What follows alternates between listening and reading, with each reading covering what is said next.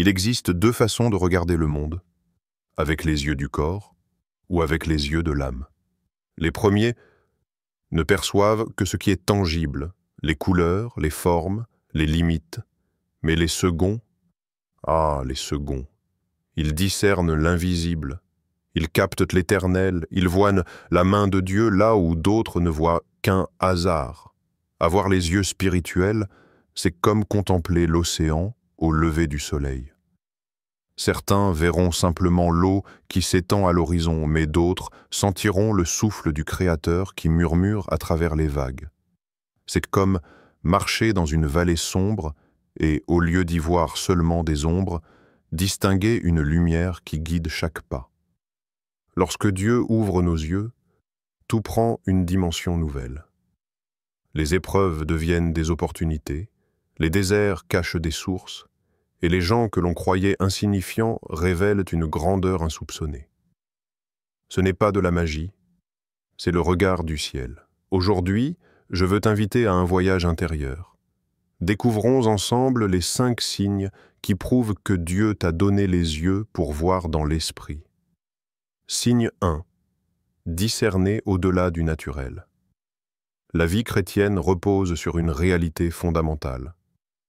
Apprendre à marcher non pas parce que nous voyons avec nos yeux physiques, mais parce que nous croyons et discernons dans l'esprit.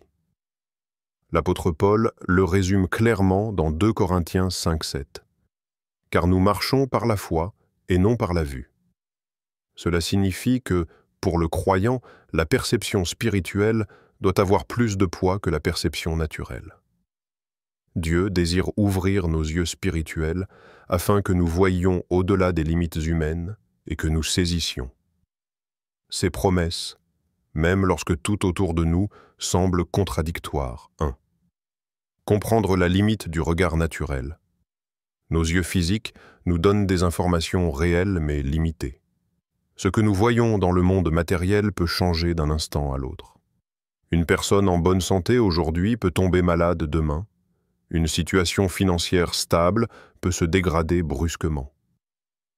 La Bible nous enseigne que les choses visibles sont passagères et les choses invisibles sont éternelles. 2 Corinthiens 4, 18. Autrement dit, si nous plaçons toute notre confiance dans ce que nous voyons, nous vivrons dans l'instabilité. Les yeux spirituels, eux, nous permettent de percevoir la vérité éternelle qui se cache derrière les circonstances. 2. Exemple biblique de discernement spirituel. Un des exemples les plus puissants se trouve dans 2 Rois 6:17. Le prophète Élisée et son serviteur étaient encerclés par une armée ennemie. Naturellement, le serviteur paniquait, car ses yeux physiques ne voyaient que la menace. Mais Élisée pria, « Éternel, ouvre ses yeux, pour qu'il voie. » Alors, le serviteur vit les montagnes remplies de chevaux et de chars de feu entourant Élisée. La réalité spirituelle n'avait pas changé, mais ses yeux furent ouverts pour la percevoir. De même, Abraham est appelé le père de la foi, car il crut à la promesse de Dieu qu'il aurait un fils, malgré son âge avancé et l'incapacité de Sarah. Humainement, c'était impossible. Mais spirituellement, il voyait déjà l'accomplissement de la promesse. Ce discernement au-delà du naturel lui permit de devenir l'ancêtre d'une multitude de nations. Romains 4, 18 à 21. Troisième. Voir avec les yeux de Dieu. Quand Dieu ouvre nos yeux spirituels, nous commençons à percevoir les choses comme lui les voit. Là où les hommes voient une impossibilité, Dieu révèle une opportunité. Là où les autres voient un échec, Dieu montre un tremplin. Là où les gens voient un désert, Dieu fait entrevoir une source cachée. Ce regard change non seulement notre perception, mais aussi nos réactions. Face à une mauvaise nouvelle médicale, un croyant qui voit au-delà du naturel dira « Seigneur, je crois à ta guérison. » Face à un manque financier, il confessera « Tu es mon pourvoyeur. » Quatrième application pratique dans la vie quotidienne. Dans nos vies de tous les jours, discerner au-delà du naturel implique, dans les épreuves, refuser de céder au découragement et choisir d'espérer en Dieu. Dans les décisions, ne pas se baser uniquement sur la logique ou l'apparence, mais demander la direction du Saint-Esprit. Dans les relations, voir les autres non pas seulement selon leurs faiblesses actuelles, mais selon le potentiel que Dieu a placé en eux. Dans les rêves et projets, croire à ce que Dieu a déposé dans notre cœur, même si cela semble impossible à l'entendement humain. 5. Le rôle de la foi, Hébreux. 11. Un nous rappelle. Or, la foi est une ferme assurance des choses qu'on espère, une démonstration de celles qu'on ne voit pas. Autrement dit, voir dans l'esprit, c'est déjà posséder par la foi ce que nos yeux physiques ne perçoivent pas encore. Ce regard spirituel nous rend inébranlables, car nous ne sommes plus guidés par les circonstances, mais par les promesses de Dieu. Discerner au-delà du naturel, c'est vivre avec une vision céleste. C'est refuser de s'arrêter à ce que les yeux voient et choisir de marcher par ce que Dieu dit. Quand nos yeux spirituels sont ouverts, nous devenons comme Élisée, capables de voir la protection et la provision de Dieu dans les moments de crise. Nous devenons comme Abraham, capables de croire aux promesses malgré l'impossible. En apprenant à voir avec les yeux de Dieu, nous expérimentons la paix au milieu des tempêtes, la foi au milieu des impossibilités et la victoire au milieu des combats. Signe 2. Reconnaître la présence de Dieu au quotidien. L'un des plus grands dons que Dieu puisse nous accorder, en ouvrant nos yeux spirituels, c'est la capacité de percevoir sa présence dans la vie de tous les jours. Beaucoup de chrétiens cherchent des manifestations spectaculaires, comme des miracles visibles ou des visions extraordinaires. Pourtant, la véritable maturité spirituelle commence lorsque nous réalisons que Dieu est présent, même dans les petites choses, même dans ce qui semble ordinaire. 1. La révélation de Jacob.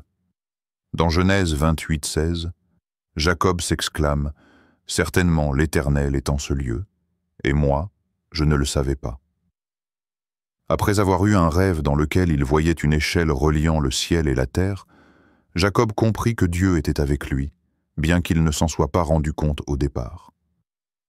Ce passage nous rappelle que la présence de Dieu n'est pas limitée à un temple, une église ou un moment de culte.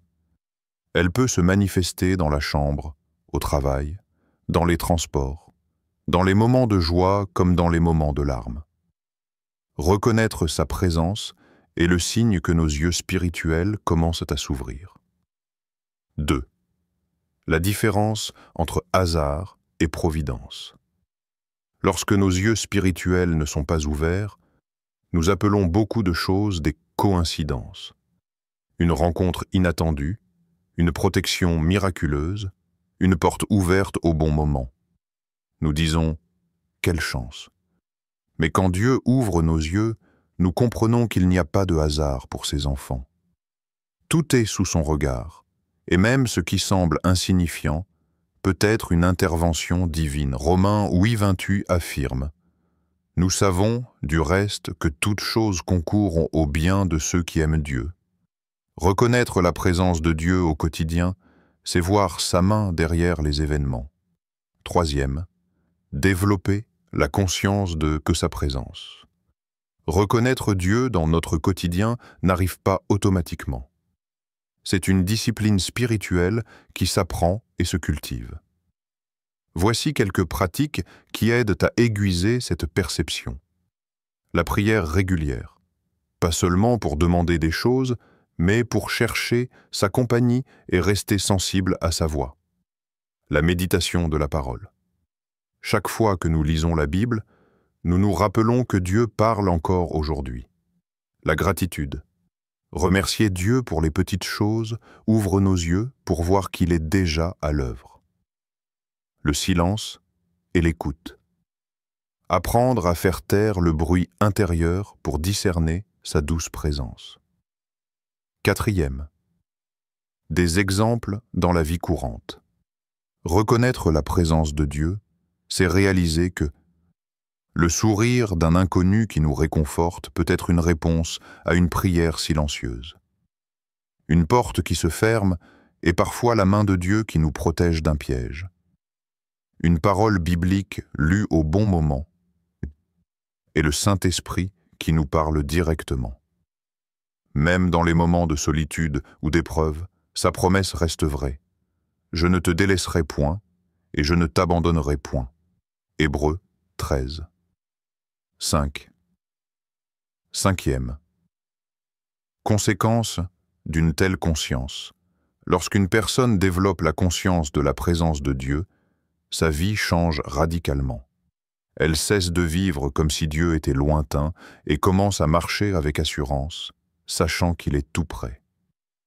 Cela apporte la paix dans les moments d'anxiété, car nous savons que nous ne sommes pas seuls. La force dans les épreuves, car nous réalisons que Dieu marche avec nous. La joie dans les moments ordinaires, car chaque instant peut devenir une rencontre avec lui. La sainteté dans nos choix, car nous comprenons que Dieu est témoin de chacune de nos actions. Reconnaître la présence de Dieu dans la vie quotidienne est un signe puissant que nos yeux spirituels sont ouverts. Ce n'est pas une expérience réservée aux prophètes ou aux pasteurs, mais un appel pour chaque croyant. Comme Jacob, nous devons apprendre à dire « L'Éternel est en ce lieu », même lorsque tout semble banal.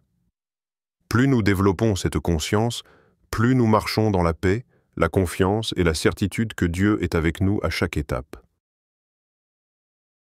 Signe 3. Ressentir la guerre spirituelle et répondre par la prière. La vie chrétienne n'est pas une promenade tranquille. C'est un champ de bataille spirituelle. Dès que Dieu ouvre nos yeux spirituels, nous prenons conscience qu'il existe un monde invisible où se déroule une lutte constante entre la lumière et les ténèbres. L'apôtre Paul l'explique clairement dans Éphésiens 6,12. « Car nous n'avons pas à lutter contre la chair et le sang, mais contre les dominations, contre les autorités, contre les princes de ce monde de ténèbres, contre les esprits méchants dans les lieux célestes. » Cette vérité peut sembler effrayante, mais c'est en réalité une bonne nouvelle, car Dieu ne nous laisse pas sans armes. 1. Prendre conscience de la réalité spirituelle. Beaucoup de chrétiens vivent dans l'ignorance de cette dimension invisible. Ils pensent que leurs difficultés viennent uniquement de circonstances ou de personnes. Mais lorsqu'on reçoit des yeux spirituels, on comprend que derrière certaines oppositions, certaines résistances, il y a une influence spirituelle. Reconnaître la guerre spirituelle ne signifie pas voir des démons partout, mais savoir que tout n'est pas simplement naturel. Cela nous évite de gaspiller notre énergie en attaquant les mauvaises cibles. 2. Exemple biblique de guerre spirituelle. Jésus dans le désert, Matthieu 4. Le diable l'a tenté, mais Jésus a répondu par la parole de Dieu. Son discernement spirituel l'a empêché de céder. Daniel 10. Ses prières ont été entendues dès le premier jour, mais une bataille spirituelle a retardé l'ange porteur de réponse. Daniel a persévéré dans le jeûne et la prière jusqu'à la victoire. Job. Derrière ces épreuves, il y avait un défi spirituel. Job ne le voyait pas, mais Dieu l'a soutenu au travers du combat. 3e, la bonne réaction. Prier plutôt que paniquer. La différence entre ceux qui ont les yeux ouverts et ceux qui ne les ont pas réside dans leur réaction. Celui qui ne discerne pas panique devant l'opposition, se décourage ou abandonne. Celui qui voit avec ses yeux spirituels comprend que la prière est son arme la plus puissante. La prière n'est pas un dernier recours, c'est notre premier réflexe. Quand nous prions, nous faisons intervenir le ciel dans nos situations terrestres. 4e. L'armure spirituelle, Paul nous invite à revêtir l'armure complète de Dieu. Éphésiens 6, 13 à 18. Cette armure comprend la ceinture de la vérité, vivre dans l'intégrité, la cuirasse de la justice, marcher dans la sainteté, les chaussures de l'évangile de paix, être toujours prêt à partager la bonne nouvelle, le bouclier de la foi, repousser les flèches enflammées de l'ennemi, le casque du salut, garder une pensée protégée par l'espérance en Christ, l'épée de l'esprit, utiliser la parole de Dieu avec autorité. Cinquième, conséquence d'une telle vision. Quand nos yeux spirituels s'ouvrent sur la guerre invisible, nous ne sommes plus passifs. Nous devenons des guerriers spirituels, conscients que chaque prière compte. Nous comprenons que nos luttes ne sont pas une fatalité, mais des occasions de remporter des victoires avec Dieu. Nous devenons vigilants, mais pas effrayés, car nous savons que Jésus a déjà vaincu à la croix. Ressentir la guerre spirituelle est un signe que Dieu a ouvert nos yeux. Mais répondre par la prière est la clé qui nous assure la victoire. Celui qui voit dans l'esprit ne panique pas devant les attaques, il se tient à genoux devant Dieu. Et chaque fois que nous faisons cela, nous remportons des batailles qui dépassent notre propre force. Signe 4. Recevoir la révélation de la parole de Dieu. Un autre signe que Dieu nous a donné les yeux spirituels, c'est la manière dont nous lisons et comprenons la Bible. La parole de Dieu n'est pas un simple livre, c'est une parole vivante. Mais pour beaucoup, elle reste lettre morte, incompréhensible ou ennuyeuse. Quand Dieu ouvre nos yeux spirituels, la Bible devient un trésor, une source de vie, une voix qui parle directement à notre cœur. 1. La différence entre lecture et révélation. Lire la Bible avec des yeux naturels peut nous donner des informations, mais lire avec des yeux spirituels nous donne des transformations. Jésus a dit en Jean 6, 63. Les paroles que je vous ai dites sont esprit et vie. Sans l'esprit, on peut connaître les versets par cœur, mais ne pas en saisir la profondeur. Avec l'esprit, un seul verset peut bouleverser notre existence. 2. Exemple biblique de révélation. Les disciples d'Emmaüs, Luc 24, 45. Jésus ouvrit leur intelligence pour comprendre les Écritures. Leur cœur brûlait pendant qu'il leur expliquait les Écritures. Philippe et l'eunuque éthiopien, actes 8, 30 à 35, l'homme lisait Ésaïe sans comprendre, mais par la révélation apportée par Philippe, il a vu Christ et a cru. Pierre, Matthieu 6, 17. Lorsqu'il déclare que Jésus est le Christ, Jésus lui dit « Ce ne sont pas la chair et le sang qui t'ont révélé cela, mais mon Père qui est dans les cieux. » Troisième, comment recevoir la révélation? Lire avec prière, demander au Saint-Esprit de nous guider dans la lecture. Méditer, prendre le temps de réfléchir et d'écouter ce que Dieu veut dire. Obéir. La révélation grandit quand nous mettons en pratique la parole reçue. Étudier, comparer les Écritures, comprendre le contexte, approfondir. 4. Quand la parole devient vivante, un seul mot peut changer une vie. Par exemple, une personne peut lire « Je ne te délaisserai point » Hébreux 13, 5, et recevoir une conviction profonde que Dieu est avec elle malgré l'abandon humain. Une autre peut tomber sur « Par ses meurtrissures, nous sommes guéris » Ésaïe 53, 5, et expérimenter une foi nouvelle pour sa guérison. La révélation transforme le texte en expérience. 5. Bénéfice de la révélation. Elle nourrit notre foi. Romains 10, 17. Elle éclaire notre chemin. Psaume 110, 905. Elle nous libère de l'erreur. Jean 8, 32. Elle nous rapproche de Dieu, car nous entendons sa voix. Recevoir la révélation de la parole de Dieu est un signe évident que nos yeux spirituels sont ouverts. Là où d'autres lisent un texte ancien, nous voyons une parole vivante qui s'adresse à nous aujourd'hui. La Bible cesse d'être un livre et devient une rencontre avec Dieu. Celui qui a les yeux spirituels lit, comprend, croit et vit ce que Dieu dit. Signe 5. Percevoir la destinée et le but en soi et chez les autres. L'un des plus grands privilèges que Dieu accorde lorsqu'il ouvre nos yeux spirituels, c'est la capacité de voir la destinée divine, à la fois dans notre propre vie et dans celle des autres.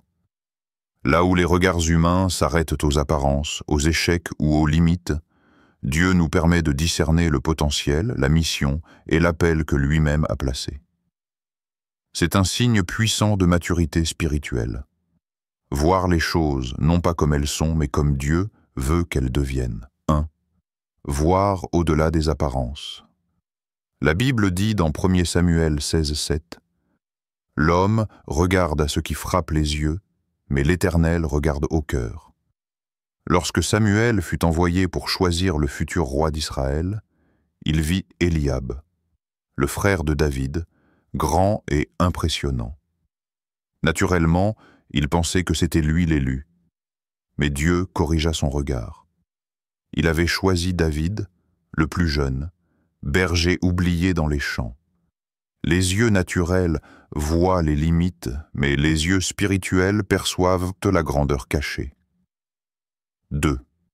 Jésus et sa vision des hommes. Jésus est l'exemple parfait de celui qui voyait la destinée dans les autres. Quand il rencontre Simon, un simple pêcheur impulsif, il lui dit « Tu es Pierre, et sur cette pierre, je bâtirai mon église. » Matthieu 16, 18. Jésus ne s'est pas arrêté à ses faiblesses. Il a vu le futur apôtre qui allait ouvrir l'évangile aux nations. En Jean 1,47, Jésus dit de Nathanaël « Voici vraiment un Israélite dans lequel il n'y a point de fraude. » Là où d'autres voyaient un homme sceptique, Jésus discernait un cœur pur. Avec la femme samaritaine, Jean 4, Jésus ne s'est pas limité à ses échecs sentimentaux. Il a vu en elle une évangéliste qui allait annoncer la bonne nouvelle dans son village. 3. Se voir soi-même comme Dieu nous voit. Avoir les yeux spirituels, c'est aussi apprendre à changer notre perception de nous-mêmes. Trop souvent, nous nous limitons à nos échecs, à nos blessures ou à notre passé.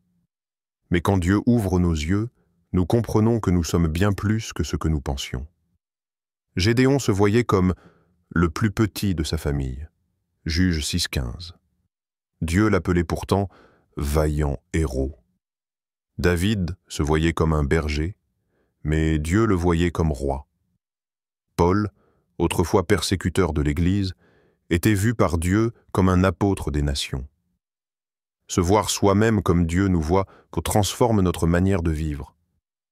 Nous passons de la peur à l'assurance, de la honte à la confiance, de l'infériorité à l'autorité. 4. Discerner la destinée des autres. Un autre aspect de ce signe est la capacité de reconnaître la destinée dans la vie des autres. C'est un don précieux pour encourager, guider et édifier. Les parents chrétiens peuvent discerner l'appel de Dieu sur leurs enfants et les orienter dans la bonne voie. Les pasteurs et mentors spirituels peuvent voir le potentiel des croyants avant même qu'ils ne le réalisent eux-mêmes. Les amis spirituels peuvent encourager en disant « Je vois en toi quelqu'un que Dieu va utiliser puissamment. » Quand nous voyons la destinée chez les autres, nous devenons des instruments de Dieu pour les aider à marcher dans leur appel. 5. Application pratique, affirmée. Prononcer des paroles de vie et d'encouragement sur soi-même et sur les autres. Prier. Demander à Dieu de révéler sa vision pour nous et pour ceux qui nous entourent. Refuser les étiquettes humaines. Ne pas se laisser enfermer dans ce que les gens disent, mais croire ce que Dieu déclare. Agir selon la vision, marcher avec foi comme si nous étions déjà ce que Dieu dit que nous sommes. Percevoir la destinée et le but en soi, et chez les autres, est un signe puissant d'une vision spirituelle ouverte. C'est voir avec les yeux de Dieu, qui appelle les choses qui ne sont pas comme si elles étaient. Romains 4:17. Quand nous voyons notre vie et celle des autres selon la perspective divine, nous arrêtons de juger par l'apparence et nous commençons à prophétiser la grandeur de Dieu. Cela change nos relations, notre confiance et notre manière de vivre. En parcourant ces 5 signes, nous avons découvert que lorsque Dieu ouvre nos yeux spirituels, tout change. Nous apprenons à discerner au-delà du naturel, à reconnaître sa présence au quotidien, à voir la guerre spirituelle et y répondre par la prière, à recevoir la révélation de sa parole, et enfin, à percevoir la destinée en nous-mêmes et chez les autres. C'est une transformation profonde qui touche notre manière de penser, de prier, de marcher dans la foi et d'encourager ceux qui nous entourent. Dieu veut ouvrir vos yeux encore davantage, afin que vous viviez non pas selon ce que vous voyez extérieurement, mais selon ce qu'il a préparé pour vous intérieurement. Ne laissez pas vos circonstances limiter votre vision. Demandez chaque jour au Seigneur d'élargir vos yeux spirituels et de vous montrer sa perspective. Si cet enseignement vous a béni, je vous encourage à vous abonner dès maintenant à cette chaîne pour ne rien manquer des prochains messages. Activez la cloche de notification et ensemble, continuons de grandir dans la foi et de marcher les yeux ouverts dans l'esprit. Votre destinée est trop précieuse pour être vécue les yeux fermés.